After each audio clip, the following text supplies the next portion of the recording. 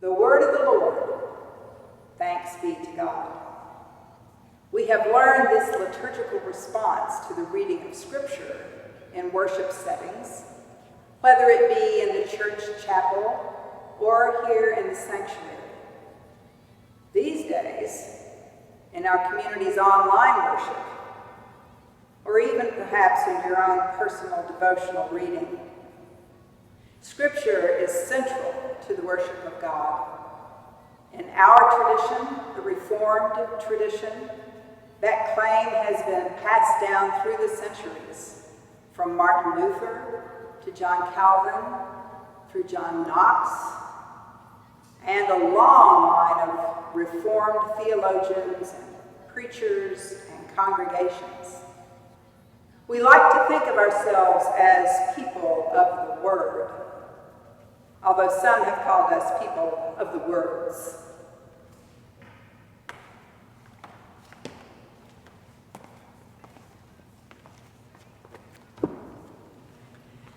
John Calvin wrote this: "Just as old or bleary-eyed people and those with weak vision, if you thrust before them a most beautiful volume, even if they recognize it to be some sort of writing, yet can scarcely construe two words, but with the aid of spectacles, they will begin to read distinctly.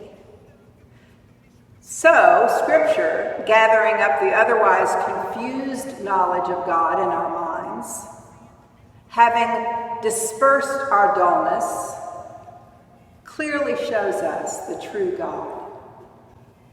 The Scriptures, through stories, histories, wisdom writings, poetry, helps us see more clearly who God is and how God works in our lives. Another feature of the Reformed tradition is that the Scriptures are not just for the pastors to read. They must be available to the people and in a language they can understand. Martin Luther spent a year in the protection of a Saxony, Germany castle, hiding out from prosecution by the Roman Catholic Church. During that time, he translated the New Testament from Latin, which the priests were reading, into German, so that all the people, or at least those who were literate in 1520, could read it for themselves.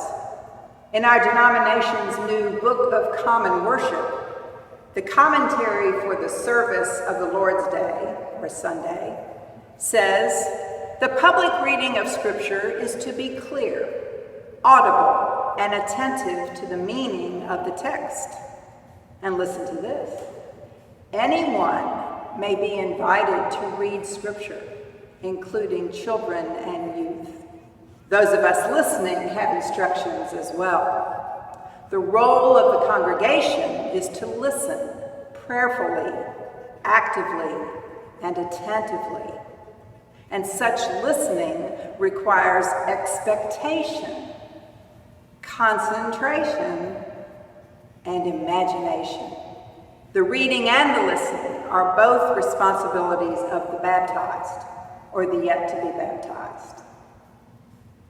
About 3.5 years ago, the pastors in session of this congregation sought to develop a group of people who would be willing to use their gifts to read Scripture during worship.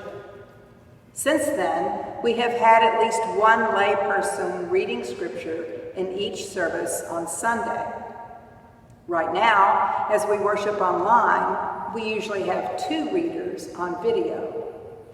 It has developed that I have the honor and privilege to attend to this group of readers, helping to schedule them, sometimes providing them with coaching, and always providing them with encouragement and gratitude. If you feel the Spirit calling you to be a reader, please contact me or one of the pastors. We would welcome your voice. Hi, my name is Jill Christine and I am baptized. I'm Grace Lewis and I'm baptized. I'm Marlon Jean, and I'm baptized.